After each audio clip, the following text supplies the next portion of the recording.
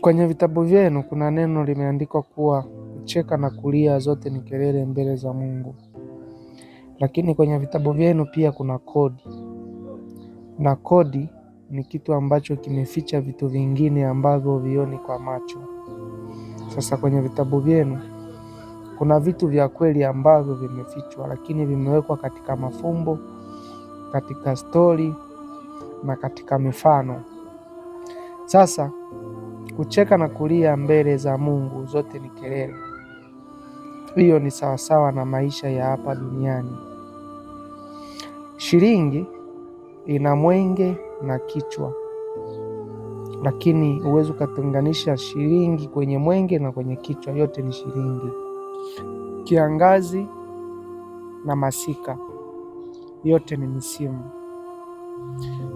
Usiku na mchana, yote ni wakati. Na ili kiangazi kitokee kinategemea jua, na ili usiku uje unategemea mchana. Dunia izunguke kwenye muhimili wake ndo tupate usiku na mchana.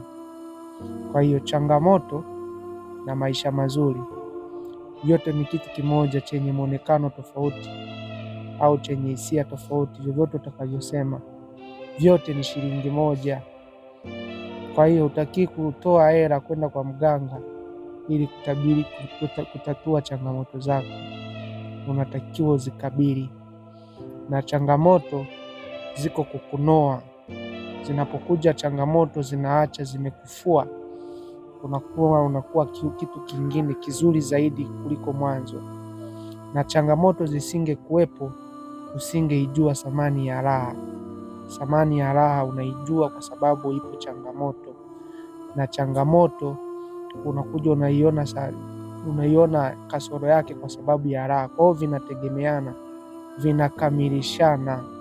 Kwa hiyo kucheka na kulia zote ni kelele, akiwa na maana ya kwamba zote ni hisia, ila zenye nanilii tofauti.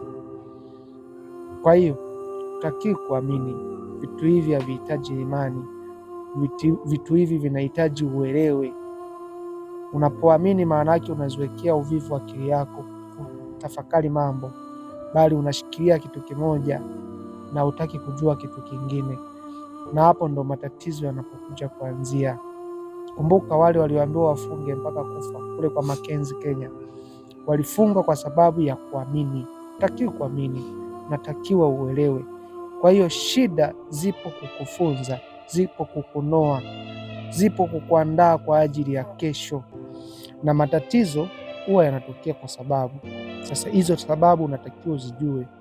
Sababu utozijua kwa kwenda kwa mganga, sababu utozijua kwa kwenda kutafuta miujiza.